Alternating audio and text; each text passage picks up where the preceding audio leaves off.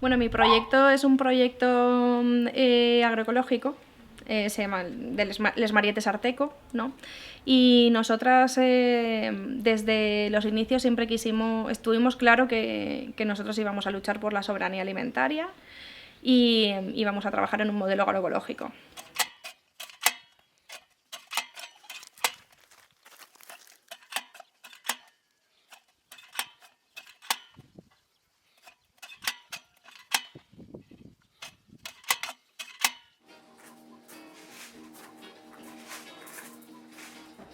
Bueno, doncs aquest projecte va començar fa ara més d'11 anys, en un moment de la meva vida en què acabava els estudis, la carrera d'enginyeria de forest, i me trobava en una situació en la que no tenia molt clar què és el que volia fer, quin mode de vida volia continuar o volia començar.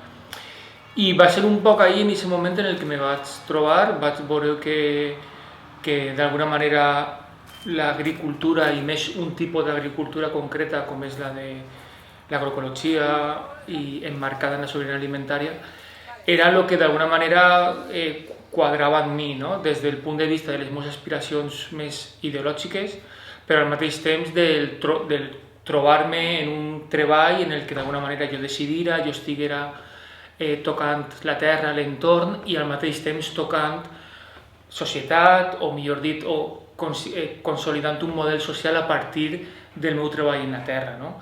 I això era com d'alguna manera, pues, per a mi, complia les meves expectatives, i a partir d'ahir, pues, a poc, un procés autodidacta també, i fins a dia d'avui.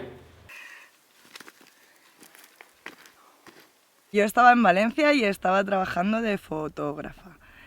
Y a los 27, llevaba desde los 20 trabajando allí, a los 27 decidí volverme para el pueblo. Mi padre había fallecido cuando tenía 25, hacía 2 años que había fallecido.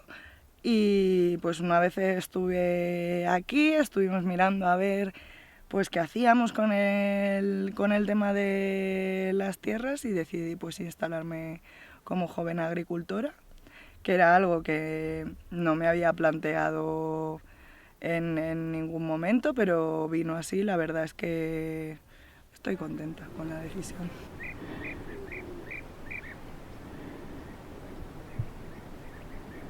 Va fer electrònica, d'ahir vaig fer les pràctiques en una empresa que era Boslo, que ara és Stanley, que és de locomotores.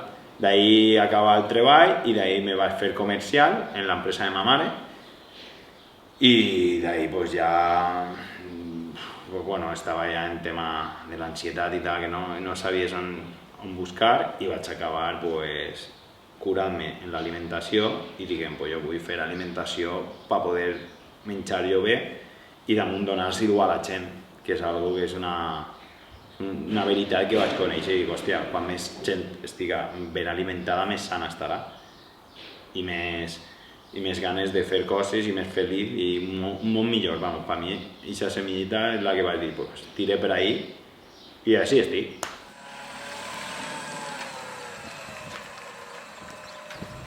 Nada, yo trabajaba en la obra de albañil y por problemas físicos me dijeron que no podía seguir porque estaba siempre en el médico, estaba mal, enganchado, mal.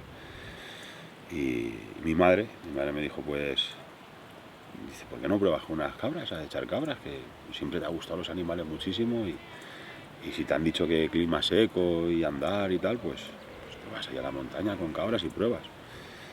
Y en principio una locura, ¿no? Pero bueno, pues a lo primero estuve con un amigo mío, pues como si fuera mi hermano, y muy bien. Luego de ahí, pues ya la verdad es que un hombre, Ignacio, bueno, me hablaban de aquí de Arsenio, que tenía cabras, estaba en la montaña, que era muy bueno, que tenía muchos animales, que tal, y aquí que me vine a buscarlo. Y bueno, lo recuerdo como el mejor año de mi vida, con todo lo que sea, como el mejor año de mi vida, una pasada. Fue como empezar de nuevo, con animales. Este hombre es que el manejo, el cuidado de los animales, todo es muy bueno y claro, pues cuando ves que estás sin opciones, lo has pasado muy mal, y de repente venirte, estar con algo que a mí me ha encantado desde pequeñito, que son los animales, el monte, y que te estén enseñando y que la acogida tan buena, pues bueno, el mejor año de mi vida, la verdad, sinceramente, muy bien.